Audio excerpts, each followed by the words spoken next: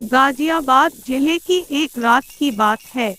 वहां के घाट railway station में कई सारे ऑटो ड्राइवर खड़े थे। सभी सवारी आते ही एक एक करके उन्हें बैठाते और चले जाते थे। जैसे ही रात ज्यादा होने लगी, ज्यादातर ड्राइवर अपने घर को चले गए। उसी रात सोनू ऑटो ड्राइवर भी घाट रेलवे स्टेशन पर था। वो भी दूसरे ड्राइवरों की तरह घर जाने ही वाला था। तभी उसे याद आया कि एक पैसेंजर ट्रेन आने वाली है। सोनू और तीन चार ऑटो चालक उसी पैसेंजर ट्रेन के इंतजार में रुक गए। तभी जोर जोर से बारिश होने लग गई। रात तो थी ही, लेकिन बादलों की वजह से चांद की रोशनी भी नजर नहीं आ रही थी। बादल गरजते और बिजली चमकती तो कुछ उजाला नजर आता, वरना अमावस्या से भी ज्यादा काली रात हो गई थी। कुछ ही देर में पैसेंजर ट्रेन आई। सोनू को ट्रेन से एक खूबसूरत सी लड़की उतरती हुई दिखी, जिसके कंधे पर एक बैग और हाथ में एक सूटकेस था। वो लड़की सीधे सोनू के पास गई और कहने लगी कि मुझे दिल्ली जाना है। सोनू ने कहा कि अभी बहुत रात हो रही है, इसलिए 700 रुपए किराया लगेगा। अगर आप सुबह जाएंगी तो मैं 200 रुपए में ही छोड़ दूंगा। लड़की ने जवाब दिया, मुझे अभी जाना है, आप ले चलिए, मैं पैसे दे दूंगी।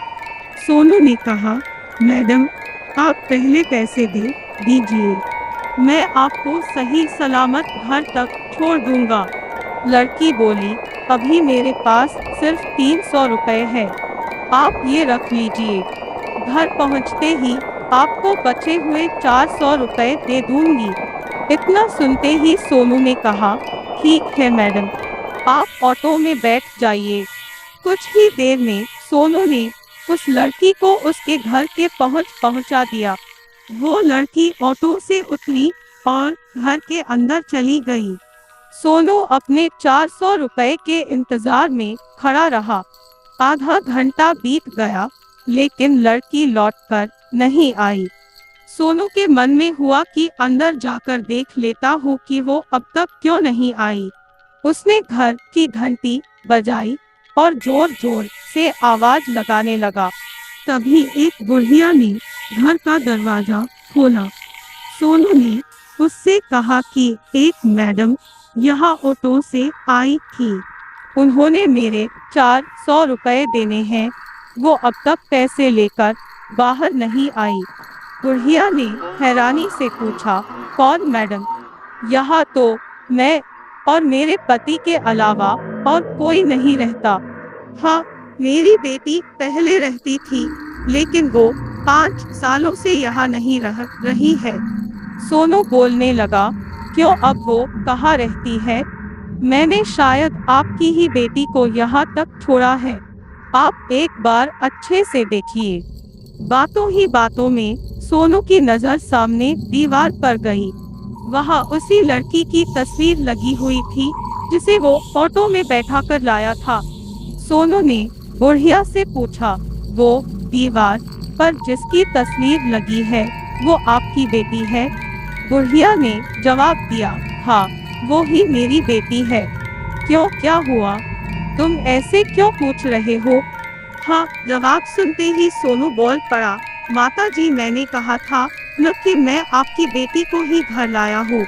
यही मेरे साथ ऑटो में बैठकर आई थी।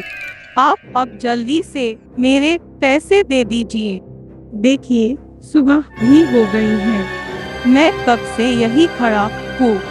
बुढ़िया ने दुखी मन से कहा, बेटा, ऐसा नहीं हो सकता।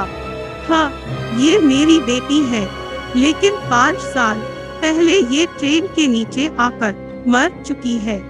इसे तुम कैसे घर ला सकते हो? ये सुनते ही सोनू के होश उड़ गए। वो तेजी से वहां से भागा। जैसे ही वो ऑटो के पास पहुंचा, तो देखा कि उसकी सीट में 400 रुपए रखे हुए थे। उसने वो पैसे भगवान के सामने रखे और मंत्र का जाप करते हुए आगे की ओर बढ़ गया। उसके मन में हुआ कि आज तो सवारी बैठाने और पैसेंजर ट्रेन के लालच में मेरी जान जाते जाते बची है। उस दिन से सोनू ने रात को ऑटो चलाना ही बंद कर दिया। वो सिर्फ दिन के समय सवारी लाता व ले जाता और रात को घर में आराम से सोता है। कहानी से सीख कर है कि दिन में काम करने के साथ ही रात को आराम करना भी उतना ही जरूरी होता है, नहीं तो ज्यादा लालच भारी पड़ सकता है।